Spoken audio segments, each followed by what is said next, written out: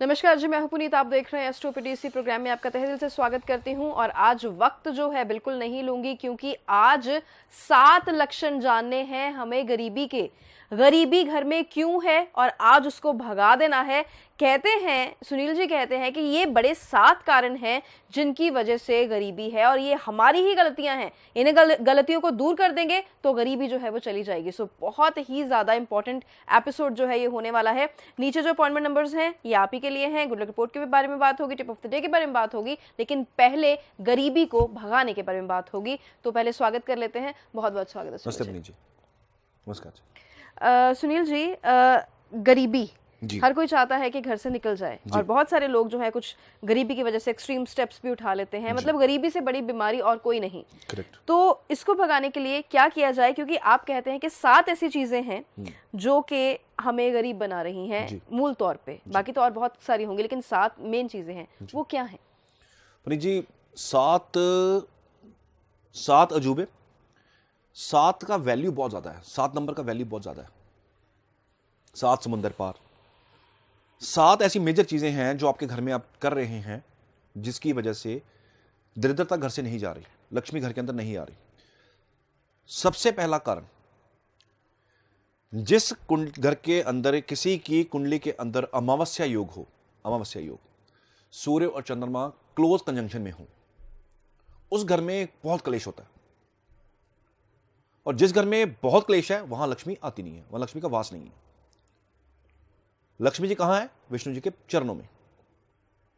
इस घर में विष्णु भी रूठे होते हैं, लक्ष्मी का तो आने का सवाल ही पैदा नहीं होता। पहला कारण, अगर कुंडली के अंदर ये योग मिलता है, इसका रेक्टिफिकेशन कीजिए। मैं किसका रेक्टिफिकेशन बताता हूं, सिंपल। आप वो करेंगे, रेगुलर करते रहिए, धीरे धीरे आप फील करेंगे कि चीजें कुछ ठीक होनी शुरू हो गई हैं। बहुत बड़ा रीजन है ये। अगर कुंडली के अंदर ये कॉम्बिनेशन हो, इस कॉम्बिनेशन का बहुत सारे इंपैक्ट है। उसमें से एक इंपैक्ट है, घर के अंदर ऑलवेज उस बंदे की वजह से, उस पर्सन की वजह से कला क्लेश। सूर्य चंद्रमा इकट्ठे हैं। चंद्रमा रिप्रेजेंट कर रहे हैं ठंडी चीजों को, सूर्य रिप्रेजेंट कर रहे हैं गर्म चीजों को, और गर्मी और ठंडक इकट्ठी है। ये तिथियों में से एक तारीख है। 3 तिथियां होती हैं हिंदुइज्म में, उसमें से एक ये है, अमावस्या, संक्रांति, पूर्णिमा। आप फूड डोनेशन कीजिए। चंद्रमा इज योर फूड, चंद्रमा खाना है, खाने का डोनेशन कीजिए जितना कर सकते हैं। आप हर अमावस्या पे कीजिए। नहीं, अगर ये भी नहीं कर सकते तो सिंपली एक पत्ते का प्लेट लीजिए, हर जगह मिलता है। उस प्लेट के अंदर सब्जी बनाइए, रोटी बनाइए, खीर जरूर बनाइए। ये डाल के ना 10 बजे के आसपास, अमावस्या का टाइम हो, अमावस्या का दिन हो, मॉर्निंग में पीपल के नीचे रख के आइए, रूटीन में कीजिए। इससे आपके घर के अंदर से दरिद्रता जानी शुरू होगी, नंबर 1। नंबर 2, जिन घरों के पितृ नाराज हों, आज हम बड़े मॉडर्न समय में से गुजर रहे हैं। इतना मॉडर्न समय है कि हम इन चीज़ों को भूलते जा रहे हैं, संस्कार भूलते जा रहे हैं, कोई वैल्यू नहीं है। बच्चे माँ बाप का गला पकड़ रहे हैं, घर से बाहर निकाल रहे हैं। ये रीत पहले भी चलती थी, लेकिन आज ज़्यादा बढ़ गई है। क्यों? आज हम मॉडर्न हो चुके हैं, और जो मॉडर्नाइजेशन थी वेस्टर्न कंट्रीज़ की, वो हमारे यहाँ आ गई है, और वो लोग यहाँ से आके शांति लेके जा रहे हैं वहाँ पे। क्योंकि भारत ऐतिहासिक रूप में बहुत ज़्यादा फेमस है। ये जगह स्पिरिचुअल जगह है। कुरुक्षेत्र यहां पे है, रणभूमि यहां पे थी, मां वैष्णो देवी यहां पे है, त्र्यंबकेश्वर यहां पे है, ज्योतिर्लिंग यहां पे है। मैंने कहा पितरों की बात मैंने की। जब कुंडली के अंदर पितृ दोष फॉर्मेशन होता है, राहु उस घरों में हो जिस घर के कारक गुरु हैं, जुपिटर है, 2, 5, 9, 11, इन घरों में राहु हो, 12, पितृदोष फॉर्मेशन है। शनि राहु क्लोजली कंजक्ट हैं, इसको प्रेत योग बोला गया है, पितृ योग। यह कॉम्बिनेशन कुंडली के अंदर हो, इस घर से भी दरिद्रता नहीं निकलती। जब एक बच्चा पैदा होना होता है, कुंडली क्यों दिखाई जाती है कि सारे प्लैनेट्स जो हैं वो अपनी सही पोजीशन में हैं। डेट्स आगे पीछे आजकल लोग कर रहे हैं, आजकल लोग जाते हैं। ये बिलीफ सिस्टम है आपका। जितना बिलीफ सिस्टम स्ट्रांग होगा उतना ही आपके काम होते हैं। ईश्वर दिखते नहीं है, लेकिन बिलीफ सिस्टम बड़ा स्ट्रांग है हम लोगों का। भारतीयों का बिलीफ सिस्टम बड़ा स्ट्रांग है। हम भगवान पे भरोसा करते हैं, हम सनातन से जुड़े हुए हैं, सो हम लोग विश्वास करते हैं। तो भारत का इतिहास मैंने कहा बहुत पुराना, आज का नहीं है, बहुत पुराना है। तो आज हम मॉडर्न हो गए हैं, पितरों को भूल चुके हुए हैं, घर के अंदर कलेश है, बच्चे सेटल नहीं हो रहे। बड़ी छोटी सी एग्जांपल, बच्चे सेटल नहीं हो रहे। पितृ शास्त्रों में मेंशन है, अगर पितृ नाराज हैं तो आपका कुल आगे नहीं बढ़ता। घर के अंदर दरिद्रता, गरीबी बहुत ज्यादा रहती है, कलेश का माहौल हर वक्त रहेगा अगर पितृ दोष कुंडली के अंदर है। हालांकि ये दोष तो नहीं, योग है, क्योंकि कोई पितृ ये नहीं चाहता कि मेरा जो बच्चा है, जो जा चुका है यहाँ से, जो मेरा बच्चा है, वो ये नहीं सोचता कि मेरे बच्चे को कोई कष्ट आए किसी तरह का। सो इसका रेक्टिफिकेशन कराना बड़ा जरूरी है। उस केस में भी आप खाना डोनेट किया कीजिए। खास करके शनिवार को डॉग्स को फीड किया कीजिए, बुधवार को डॉग्स को फीड किया कीजिए। हमें जानवर को फीड करना सिंपल सी बात है, क्या इसमें कोई मुश्किल वाली बात है? लेकिन वो भी नहीं करते क्योंकि हम मॉडर्न हैं। ये मॉडर्नाइजेशन की वजह से ही हम एक्चुअल संस्कारों में पीछे होते जा रहे हैं और लाइफ की हर्डल्स बढ़ती जा रही हैं। राहु प्रधान कलयुग है। जब ये राहु प्रधान नहीं था कुछ साल पहले, आज से 30 साल पहले, ऐसे 40 साल पहले, ऐसे 50 साल पहले, राहु प्रधान क्यों हुआ? टेक्नोलॉजी आ गई बहुत ज्यादा। हर तरफ आपके आसपास, आपके हर तरफ वाइब्स हैं, आपके हर तरफ रेज हैं, आपके हर तरफ मोबाइल टावर की रेज हैं। कहीं ना कहीं इंपैक्ट तो आएगा। सो राहु प्रधान कलयुग है और मॉडर्न होने की वजह से हम चीज़ों को भूल रहे हैं। बच्चे इस चीज़ को फॉलो करके राजी नहीं है। कुछ नहीं होता इसमें, कुछ नहीं है। हम तो मॉडर्न हैं, हमें तो सब पता है। साइंस इन चीज़ों को नहीं मानती है। साइंस भी फेल है, कई जगह पे साइंस भी फेल है। नहीं पहुंच सकी पहाड़ों के ऊपर। किस पहाड़ों के ऊपर? जहां शिव विराज करते हैं, नहीं पहुंच सका वहां इंसान। हिस्ट्री उठाइए, पढ़िए, देखिए, सुनिए। कैलाश पर्वत पर क्यों नहीं पहुंचेगा इंसान? आज तो हमारे पास रॉकेट्स है, सब कुछ है। हमने तो आसमान क्रॉस कर लिया, चंद्रमा पे हम पहुंच गए, मंगल पे हम जीवन ढूंढ रहे हैं, लेकिन कैलाश पर्वत के ऊपर नहीं पहुंच सके। वहां पे हर वो चमत्कारी घटना होती है जो हमें देखने को मिलती है। ओम वहां पे दिखता है। कहीं ना कहीं तो ईश्वर है, लेकिन हम मानते नहीं है क्योंकि हम मॉडर्न हैं। आई एम सॉरी, मैं बार बार ये चीज बोल रहा हूं, बट फैक्ट है ये। नंबर नेक्स्ट, घर के अंदर कबूतरों का बहुत ज्यादा आना। लोग छत के ऊपर दाना डाल रहे हैं। मैं ये नहीं कह रहा कि कबूतरों को फीड मत कीजिए, मैं ये कह रहा हूं कि अपनी छत के ऊपर फीड मत कीजिए, बाहर कीजिए। कबूतर जो है ये एक ऐसा पक्षी है जो एकांत मांगता है, उजाड़ मांगता है। आप किसी पुरानी हवेली में चले जाइए, मूवीज में भी देखा ही होगा आपने, फिल्मों में देखा होगा, जब किसी पुरानी कोई डरावनी मूवी शूट हो रही है, कोई ऐसी मूवी है जिसमें बहुत ज़्यादा फेयरफुल मूवी है, वो कोई ऐसी मूवी हो, भूतिया मूवी जिसको बोलते हैं हम हिंदी में। सो ऐसी कोई मूवी शूट होती है तो क्या होता है, बिल्डिंग के अब जब कैमरा बज रहा है तो कबूतर उड़ के बाहर आ रहे हैं। कबूतर कहाँ रहता है? एकांत में। क्या पसंद करता है? एकांत, कि मेरे को कोई डिस्टर्ब ना करे। तो कबूतर क्या मांगता है? उजाड़। तो घर के ऊपर कबूतर अगर आपके रह रहे हैं, बार बार वहां पे स्टे कर रहे हैं आके, तो वहां पे मुसीबत खड़ी है। उस घर में भी लक्ष्मी नहीं टिकेगी, उस घर में भी फाइनेंशियल क्रंचेस रहेंगे। आपके घर में से चींटियां निकलनी शुरू हो गई। कौन सी वाली? स्पेशली काली चींटियां। इट मींस शनि प्रभावी हो रहे हैं। लाल चींटी निकलनी शुरू हो जाए, सूर्य प्रभावी हो रहे हैं। और जब शनि प्रभावी हो जाए तो समझ लीजिए कि कहीं ना कहीं ये एक नॉक किया है दरवाजा कि अब मुसीबत आने वाली है। कौन सी? फाइनेंसिस की, दरिद्रता की। मारने को मैं नहीं कह रहा कि मार दीजिए, नहीं, सफाई से बाहर निकाल दीजिए। आटा लीजिए, डालना शुरू कीजिए बाहर की तरफ निकल जाए। क्योंकि ज्यादा चींटियां आ जाएं, शनि फैक्टर घर के अंदर बढ़ेगा। यह निशानी है, यह पहचान है। इसी जानवर के साथ साथ छिपकलियां आपके घर में बहुत ज्यादा आनी शुरू हो जाएं, यह भी साइन अच्छा नहीं है। यह भी साइन अच्छा नहीं है। क्योंकि अगर आप तारा रानी कथा पढ़ेंगे तो एक बहन को मारने के लिए छिपकली डाल दी गई थी खीर के अंदर। पॉइजन है वो। छिपकली दूध में पड़ जाए, वो दूध किसी को दे दिया जाए, जान पे बनाएगी, हो सकता है मौत भी हो जाए, क्योंकि जहर है। तो अगर ये घर में के अंदर ज़्यादा घूम रही हैं, हटा दीजिए यहाँ से। मोर का पंख रखिए, सिंपल सी रेमेडी है, मोर के 2-3 पंख रखिए, ये भाग जाती हैं। कपूर की टिकिया आप 2-3 जगह प्लेस कर दीजिए, यहाँ से भाग जाती हैं। चींटियाँ भी इससे भागती हैं, एटलीस्ट मारिए ना, निकाल दीजिए। तो जहाँ पे आपको बहुत ज़्यादा लग रहा है कि चींटियाँ आ रही हैं, वहाँ कपूर की टिकिया रखिएगा, तो वो वहाँ से निकलना शुरू हो जाएंगी। जिन घरों के अंदर झाड़ू विजिबल होते हैं, झाड़ू दिख रहे हैं सामने, हर आने जाने वाले की नज़र पड़ रही है, उस घर से गरीबी कभी नहीं जाएगी, दरिद्रता रहेगी। अगर आप अमीर भी हैं तो भी फाइनेंशियल क्रंचेस इतने रहेंगे कि आप हमेशा अपने आप को टाइट महसूस करेंगे। झाड़ू छुपा के रखिए। झाड़ू को लक्ष्मी से जोड़ा गया, और लक्ष्मी हमेशा गुप्त होनी चाहिए। पुराने समय में कहा जाता था कि किसी के सामने खाना ना खाओ, दही किसी के सामने मत खाओ, और कभी भी अपना भेद किसी को मत दो। कुछ चीजें हैं जो हिडन है, जो 8th घर में पड़ी नहीं अच्छी है, सही बात है, तो छुपे रखिए, छुपा के रखिए। आपका झाड़ू जितना विजिबल होगा उतनी ही फाइनेंशियल क्रंचेस आपकी लाइफ में रहेंगे। तो झाड़ू छुपा के रखिए। नंबर 5, आपके घर के अंदर जितने बाथरूम हैं, अगर 24 घंटे वेट रहते हैं, गीले रहते हैं, तो भी समझिए फाइनेंशियल क्रंचेस रहेंगे। दरिद्रता घर के अंदर रहेगी।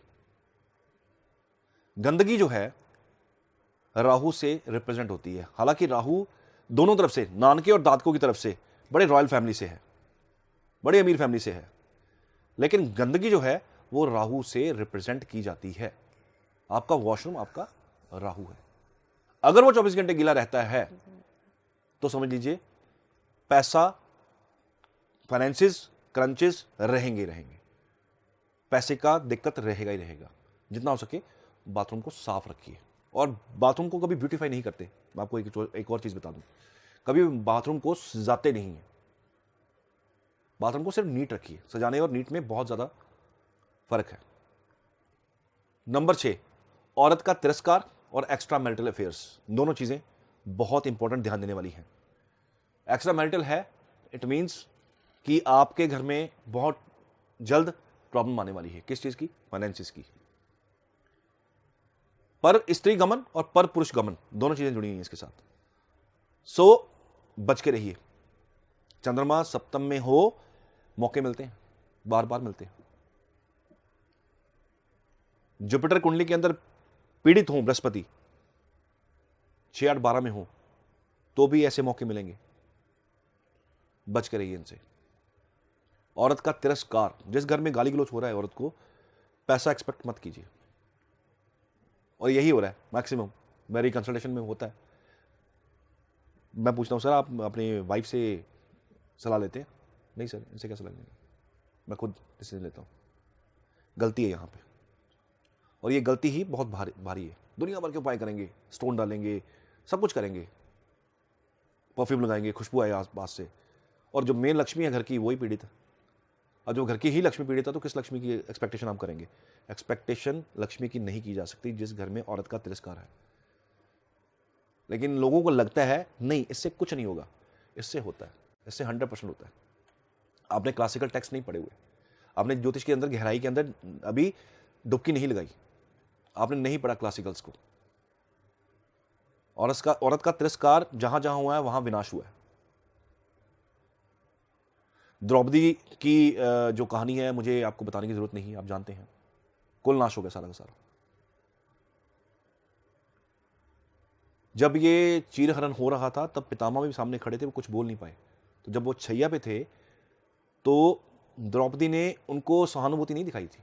उन्होंने कहा था जब आपके सामने जब ये चीज हो रही थी तो आप चुप क्यों थे? आपने चेंज क्यों नहीं किया सिस्टम को? कि औरत को दांव पे लगा दिया गया, आपने सिस्टम चेंज क्यों नहीं किया? मुझे नाराजगी है आपसे कि आपने सिस्टम को चेंज क्यों नहीं किया। जो चेंजेस हैं वो हर समाज के अंदर बड़े जरूरी हैं।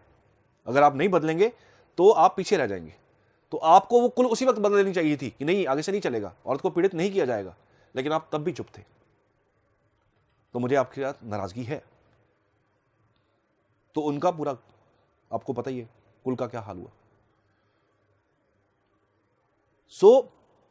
आज तो हमारी सरकार भी लेडीज को, बच्चियों को, लड़कियों को बहुत ज्यादा रिस्पेक्ट भी दिलवा रही है और बहुत ज्यादा सेव करने की कोशिश भी की जा रही है। क्यों? औरत को पीड़ित करने का जो अंजाम है बहुत खराब है, बहुत बुरा है। आप उसको साइकोलॉजिकली पीड़ित कर रहे हैं, आप उसको फिजिकली टॉर्चर कर रहे हैं, फिजिकली अब्यूज कर रहे हैं। इंसान को लगता है कि क्या फर्क पड़ने वाला है, लेकिन उस घर की दुर्गति होती हुई मैंने अपने बहुत केसेस में देख ली है, बहुत केसेस में। नंबर 7, आपके घर के अंदर किसी भी तरह की तिजोरी ना होना। लक्ष्मी को बिठाएंगे कहां पे? कोई गेस्ट है आपके घर में आता है जो, उसके लिए एक पर्टिकुलर हमने ड्राइंग रूम रखा होता है, लिविंग रूम होता है, वहां बिठा देते हैं।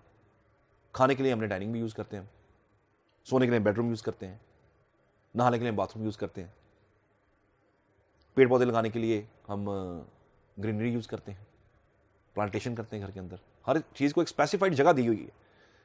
तो फिर लक्ष्मी के लिए लॉकर को जगह क्यों नहीं दी गई? देनी चाहिए। एक जगह पे लॉकर बनाना जरूरी है। दूसरा, आप घर के अंदर शुक्र एक्टिवेट कीजिए। बहुत सारे घरों में वास्तु विजिट में मैं देखता हूं, बहुत सारे घरों में कच्ची जगह नहीं है। चलो आजकल फ्लैट सिस्टम है, हर जगह नहीं पॉसिबल है, बट एटलीस्ट वहां गमले तो रखे जा सकते हैं। गमले रखिए, पौधे लगाइए, कौन से वाले? फूलों वाले प्लांट्स लगाइए और उनको पानी दीजिए। गीली मिट्टी घर के अंदर होना बड़ा जरूरी है। शुक्रवार को उस गीली मिट्टी से हल्का सा तिलक किया कीजिए सुबह सुबह, तो फाइनेंसिस मूवमेंट शुरू हो जाती है। ये कुछ गलतियां हैं 7 बड़ी मेजर जो हम रूटीन में कर रहे हैं। ये कुछ चीजें हैं ऐसी 7 जिसमें से हमें जिसकी नॉलेज नहीं है, हमें पता नहीं है, ये चीजें हो रही हैं और ये बहुत मुख्य कारण है जब घर के अंदर गरीबी आती है। देखिए, फाइनेंसिस का आना, फाइनेंसिस का टिकना, फाइनेंसिस का लगना चलता रहेगा हमेशा, लेकिन एक स्टेबिलिटी, एक मेंटल पीस की हाँ पैसा इतना इकट्ठा हो गया कि अब आराम से जिंदगी को जीना है, वो वाला पीस आपका गायब हो जाएगा जब आप ये चीजें करेंगे या आपकी कुंडली में ऐसे कॉम्बिनेशन होंगे। सो ये चीजें जरूर किया कीजिए। और एक लास्ट चीज जो है 7 नंबर में तो नहीं आती लेकिन सबसे जरूरी है, आप किसी भी धर्म के बारे में के अगेंस्ट मत बोला कीजिए। आपका गुरु पीड़ित, हालांकि गुरु का पैसों से कुछ लेना देना नहीं है, गुरु का सीधा सीधा आपकी विजडम से, समझदारी से, आपकी स्पिरिचुअलिटी से है, बट किसी भी धर्म के अगेंस्ट मत बोलिए। मैं देख रहा हूं आजकल बहुत कुछ चल रहा है, हमारा धर्म ये, हमारा धर्म ये, हमारा धर्म ये। नहीं करना चाहिए। गुरु पीड़ित मिलेंगे कुंडली के अंदर जो धर्म के अगेंस्ट, किसी भी धर्म के अगेंस्ट बोलता है। मेरा धर्म हिंदुज्म है तो मैं किसी धर्म के अगेंस्ट क्यों बोलूं? सबको अपना धर्म प्यारा होता है। और एक ऐसी डिबेट है जिसका कोई एंड ही नहीं है। लोग तो भगवान को कटघरे में खड़ा कर रहे हैं, सब कुछ हो रहा है। सो धर्म के अगेंस्ट मत बोलिए। आप ही का गुरु पीड़ित होगा और किसी का कुछ नहीं जाएगा। आप ही का गुरु पीड़ित होगा और जिसका गुरु पीड़ित है उसकी औलाद पीड़ित है, सीधा इंपैक्ट है। सो इन चीजों से बचिए, जिंदगी में सुधार लेके आइए। इन चीजों का ध्यान रखिए, इन बिंदुओं का ध्यान रखिए, इन चीजों को ठीक कीजिए ताकि जिंदगी थोड़ी सी सुखद हो। तो ये जो पॉइंट्स आपको बताए गए हैं सुनील जी द्वारा, सही सही बताइएगा, कमेंट्स में ज़रूर बताइएगा कि आज तक ये पॉइंट्स आज तक किसी ने बताए हैं, ये 7 चीज़ें किसी ने बताई हैं। क्योंकि अगर बता दी जाएंगी तो फिर एक ज्योतिषी के पास, एस्ट्रोलॉजर के पास कौन आएगा? कोई भी नहीं आएगा। तो ये चीज़ें इसी मंच पे से इसी वजह से बताई जाती हैं ताकि आपको आने की दिक्कत ही ना हो, कष्ट ही ना हो। सुनील जी नहीं चाहते हैं कि आप उनके पास आइए, लेकिन अगर कुछ मेजर है, कुछ बात करना चाहते हैं तो अपॉइंटमेंट नंबर्स नीचे लिखे हुए हैं। बाकी गुड लक रिपोर्ट जो है वो क्या कहती है, ये करम सिंह हैं, दुबई से हैं, बोल रहे हैं कि गुड लक रिपोर्ट भेज दीजिएगा सर, और घर में मंदिर बनाना है, किस दिशा में बनाऊं, ये जानना चाहता हूँ। जी, इनकी रिपोर्ट आएगी, जरूर इनका क्वेश्चन आंसर दे दिया जाएगा। और रही बात मंदिर की, तो बिल्कुल कॉमन है, बड़ा स्टैंडर्ड सा फॉर्मूला है। हालांकि वास्तु बहुत डीप है, इतना इजी नहीं है वास्तु जितना आप समझते हो। 4 डायरेक्शन ठीक हो गई और ठीक हो गया, डायरेक्शंस तो बहुत ज़्यादा, 16 डायरेक्शंस कम से कम हम कंसिडर करते हैं इसके अंदर। और घर की अगर बात की जाए, घर के मंदिर की, तो घर का मंदिर नॉर्थ ईस्ट में होना चाहिए। नॉर्थ ईस्ट कहाँ? आपकी पीठ जो है वो वेस्ट फेस करनी चाहिए, आपका फेस नॉर्थ ईस्ट की तरफ होना चाहिए। तो आपका पीठ आ गया साउथ वेस्ट की तरफ। सो मंदिर का, जो घर के मंदिर होते हैं उनका ईस्ट फेसिंग ही होना जरूरी है, यानी कि ईस्ट में ही होना जरूरी है। आप जब पूजा करें तो आपका फेस सूर्य की तरफ हो, चढ़ते की तरफ हो। और जो बाहर के मंदिर होते हैं उनका अगर वास्तु देखा जाए तो उनका जब वो चढ़ते हैं तो डायरेक्ट जो सनलाइट है वो मंदिरों के ऊपर पड़ती है, यानी कि मूर्तियों का फेस ईस्ट की तरफ होता है। ये बाहर के मंदिर का वास्तु होता है। घर के अंदर के मंदिर का नॉर्थ ईस्ट, बैक और फ्रंट आपका वो ईस्ट की तरफ, नॉर्थ की तरफ। तो चलिए, आपको आपकी गुड लक रिपोर्ट जो है वो बहुत जल्दी भेज दी जाएगी। फिलहाल इस एपिसोड में इतना ही। अपना बहुत बहुत ध्यान रखिए। धन्यवाद। नमस्कार।